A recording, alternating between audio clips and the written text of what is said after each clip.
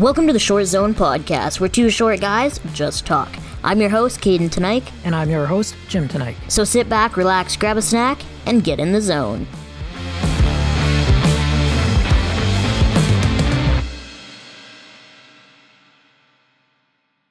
Hello, folks. We're here, finally. We've talked about doing this for a long time. Episode 1 of our podcast. My name is Jim Tonight, and I'm one of your hosts.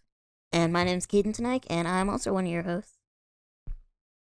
We've been talking about doing a podcast for a long time, and probably, maybe 10 years that we first dabbled or thought about it. So if there's one thing we can do really well, it's procrastinate. So here we are at episode 1. The quarantine gives you a lot of time to think about stuff. Yeah, day 90 something in quarantine since March 14th. Today's Father's Day. So Good day to do the first episode. Yeah, for sure. Any day at best. I remember, after the shock of the quarantine, after you're kind of that first week, you're just kind of thinking about things is this for real, and trying to adapt. And then I thought, oh yes, this is going to be a great time.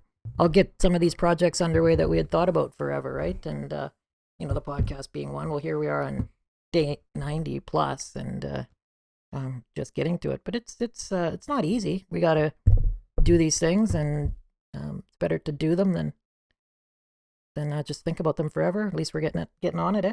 Yeah, for sure. I never thought quarantine would be on this long. I didn't think at all it would be close to this long. And it seems like it's not going to be going anywhere for a while. That's right. At least for us. I mean, they've lifted the restrictions a bit. You can go out, and a lot of people are hanging out. But just because we're extremely vulnerable to it, both you and I. Yeah, we've really obeyed the recommendations. We've really we haven't gone out that much. We've gone out a few times. We've had our groceries delivered, and we'll probably get into that a little bit later in a podcast down the road. But there's a lot of medical reasons why I'm paranoid, and I'm paranoid for Caden, for you. We don't want to get sick. Yeah, for sure. I mean, yeah, it's a high risk for both you and I, just between decreased lung function, and we'll get into it more later. And you've got a big surgery coming up too, which we'll talk about. So yeah, big surgery, July 23rd. That's a big day. Yep. So if we can bang out a few podcasts before then, and yeah, I hope we get to, and I think we should be able to do that, no problem. For sure.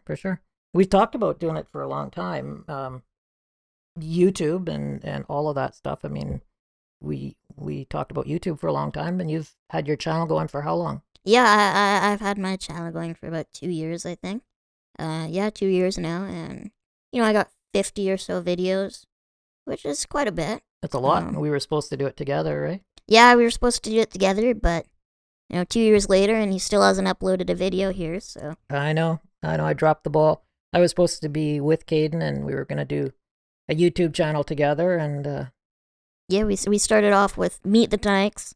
That was the original name of my channel. That was the real name for the first, how many videos didn't you? Yeah, I kept that name for a year and a half, and then I finally bit the bullet and said, "Dad, if you're not uploading a video in the next week, with me, I'm changing it." So yeah, he said, "That's it. Can't this just be Caden Tonight? Because there's not many other Tonights in your YouTube channel." So he was right. You were right. You changed your name to just Caden Tonight, your YouTube. Yeah, and I've kept it going. I haven't been doing too much YouTube-wise lately. I haven't done hardly anything since quarantine. I think you either kind of get creative blocked or you thrive. And I've kind of had a bit of both. I go through not a phase, but I go through a time of motivation where I'm motivated to make a video. I made a video where I went more in depth about why people need to be taking quarantine more seriously. I posted it on Facebook and YouTube and stuff, and it did good. I think got quite a few shares and stuff. But, also, Dad was supposed to be doing a video on Monday. The first week of quarantine started. He said, "Caden, I'm going to be doing a video every week of quarantine. Every week. And I'm going to upload my first one on Monday." That was the first Friday after I got out of school. So that would have been the 21st of March, around there. And 90 days later, he still hasn't uploaded anything. It's tough. I know. It's that you got to get your stuff done, especially, schoolwork and real work, and by the time you get everything done and then dinner rolls around and you're wiped, and I've thought about it a lot. I've always thought about it, and that's my trouble. I get too many things rattling around in my head, and I just don't have the energy to keep up. So, even now, I don't really get much accomplished after dinner, right? It's have Yeah, dinner, we clean up, and it's like, okay, what can we watch for a movie or something pretty low key? yeah, and I mean, it's not even just laziness, but that's like, we are literally wiped at the end of the day, and you're more sore at the end of the day than I am, but it's hard when making a YouTube video and making a vlog. Like, it's a lot of work and energy. You're not just sitting there talking. It's editing, it's shooting, it's B-roll. And so I definitely think that's why I like the podcast a lot as well, because we can't just sit down on a day that we're sore or a day that we're just not able to move around a lot. We can still sit here and talk, and we talk like this anyway. We have conversations We on do. every topic that We has do. anything. You're a news junkie. That's all. I come home from school, that's the first thing that I see, and when I'm going to bed, you're watching it. Like, it I is know. insane how much news you watch. The older I get, the more addicted I get to politics and the news, and the more it's hard to. And I mean, maybe it's getting old and cranky, but I just can't believe. You just think when it can't get more, the news, there can't be more stuff on the news, and the next day it gets wilder. It's like, it is crazy, and I am addicted to it. I think if I had my life to do over again, I would have went to university and studied political science or something. I find it fascinating, both in a good and bad way. But there is a moderation. I got to pull back a bit and not be. It drives me absolutely nuts sometimes. And you and Mom are just like, you'll some days you'll just say, pull back, don't watch. Shut off the TV. Yeah, you get riled up and you lose sleep over things that it has nothing to do with us, but it's in the news, or if it's something, a world issue or something, you're always thinking about it and thinking of different ways. And It does have to do with us. So I mean, it affects the stuff. The world craziness does affect us. And wow, who would have imagined that we could have something like this pandemic? I mean, I've never in my life seen an event where the whole world is doing something. The whole world is following the exact same problem or protocol or trying to figure it out. But usually it's one place or another. But now this is the whole world focused on this one issue. yeah, pretty much the whole world, excluding some countries, but no, yeah, it's amazing how a virus can just take over the world in the matter of, like, it went from hardly being anything to being a global pandemic in, like, not much time at all, fairly quickly. And I learn about, like, the Black Plague and stuff like that in school, and it's like, you never think that could happen now. Well, we've got, like, that. We've evolved so much as a population and a generation, but I mean, firsthand experience now. So Yeah, no, this is something you'll be telling your grandkids that you lived through. It is crazy, and hopefully it's on the upswing. Hopefully it's getting, we're getting it under wraps. But I don't know. It's kind of scary still. It's got a long way to go. yeah, it is, I grew up kind of watching The Walking Dead. Now maybe my kids will be watching the COVID-19 apocalypse or something. But Yeah, we gotta, gear up and get body armor to go to the grocery store to get, canned soup or something. I don't know. yeah, It that's seems right. crazy. Our jacked up Jeep will be. Yeah. But I mean, coming back to the podcast, we talk about this kind of stuff all the time, even me and you. I mean, you're at the age now, you're going into grade 11. That I have great conversations with you. It's neat to see a younger perspective. We talk about this stuff all the time, and I love that. Yeah, we do. We talk about every issue. We always are having these types of conversations, and it's like fact-based conversations where genuinely interested in the topics, and I think it would be this podcast is a great way to showcase those. And we are a typical kind of. Yeah, no, we're just typical people. We talk about this stuff, and I think that's what we can bring to the podcast. That's what we want to bring to the podcast. But from that to joking around, I mean, we're joking around all the time. So that was our experiment. We thought, let's get a podcast underway. Let's try it. Let's see how it works out. This is episode 1. Maybe we're working out some of the wrinkles. But I am blown away. I'm continually blown away that 2 guys like me and you can just do this in a spare room in our house. Like, it's amazing. Like, when I was a kid, you couldn't ever just do this. You would have to get together with a network and, get approvals, and there would be, hundreds of, thousands of dollars worth of equipment and professionals and directors and producers. And now it's like, hey, let's go to London Drugs, get some equipment and sit at our desk and let's do a podcast. No, I know the technological advancements that have been happening. It's just remarkable. Like even laptops since I've been around, like that big PC laptop or the Windows laptop.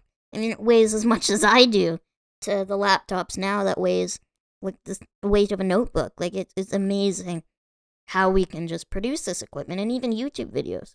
Like, you never used to be able to do that. Post a video online for millions of people to have access to. Like that, I think that is just so cool that everybody can be connected. I remember working. I started work at a young age in a company that was really, my bosses were keen into technology, and even when I worked for them for the first couple years of my career, we looked at video, and at that time they were looking at producing like training videos for corporate stuff, and the research and the expense, like to have a video, and then okay, you make a video, well, the production, and then how do you host it? How do you stream it?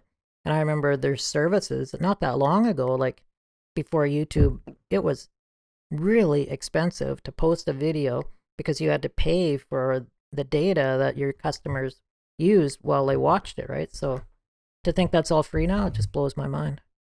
No, I know. Like it's YouTube is such a cool platform. Like any video streaming service, like I go to YouTube for everything.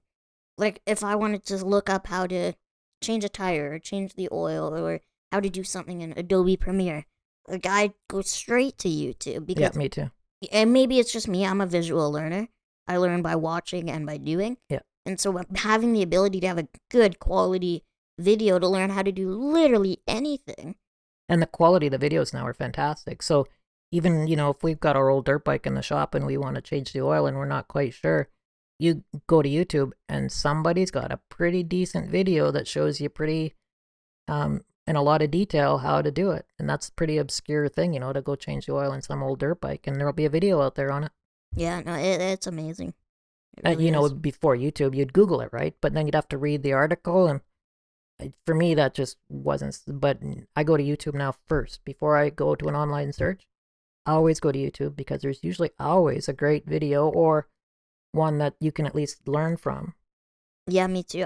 The last time I Googled something, I think like to learn is I guess that's why ago. Google bought YouTube, right? It's real, Google owns YouTube. Yeah, I think so now. But yeah, so this is, we thought let's produce a podcast and throw some banter around, joke around a little. It's not all going to be political. It's not all going to be fart jokes. It's, we've got some, throw it out there and see what happens. Yeah, I think we've got some good content to put out there. Yeah, I think we've got some good content to put out there, and I think that our podcast is going to be unique, and I think it'll be really cool. Yeah, I'd love to do videos, so maybe we'll add some videos to this, like with your YouTube channel, who knows? I'm a big fan of that. Who knows where it'll lead to, and we'll see from there. But do you listen to any podcasts? I listen to a couple. I go in spurts. I like kind of comedic or like the late night shows, those kind of guys. I listen to some of their podcasts. Yeah, I mean, I think of 3, like Sick Boy podcasts. I Yep. listen to them mostly through you. I also Joe Rogan. Yeah. I think he's the king of podcasts. Yeah. But Sarah Dietschy, The Creative Lifestyle, or That Creative Life. I actually like that one a lot too. Yeah. I really like Sarah Dietschy. I think she is a very good content creator. She is. I'm shocked that she hasn't blown up more than she has, because I think she's as good a content creator as there is out there, and she doesn't. The numbers don't seem to follow her like they have other people. I'm not sure why. She's very talented. The Sick Boys. I mean, call out to the Sick Boys. We were actually on one of their podcasts. They're just a great bunch of guys. I love their message. You even got on the mic. Yeah, I got on the mic for the last 10 minutes, I think. But yeah, a couple of seconds or a couple of minutes. It was a great experience, and it was how long? I think you were 11 when you got on. That was 4 years ago, so I would have been 11. So I mean, a lot's changed since then. A lot's changed since then. Yeah. Yeah, needless to say, but. And for the people will say, "Well, how come you're doing a video podcast?" Because most podcasts traditionally have been audio, but you're seeing more and more podcasts be video. You're seeing them have a presence, and I love YouTube. I love the video platform, and I think we will post this to hopefully other traditional audio podcast sites. But our goal really was to do a video podcast, right? Yeah. Video podcasts, I think, are great because it really shows who we are as a person. It shows our stature. Like it, through audio, it doesn't really show justice of our differences. And, that's the name of our podcast, right? It's the Short Zone. It's our perspective. I mean, at 3 feet tall, couple guys, we have a different perspective on life for sure. Oh, for sure. Yeah. But it's not just about that, right? No, not at all. I think we, just our conversations, I think they're hilarious, serious, all types of conversations. And, we worry about, I think, everybody now. Like, I really, of course, watch and study a bit of Joe Rogan, who is the king of podcasts. And it's not even that I love his podcast or like him because he's probably more right than I am politically. Maybe not.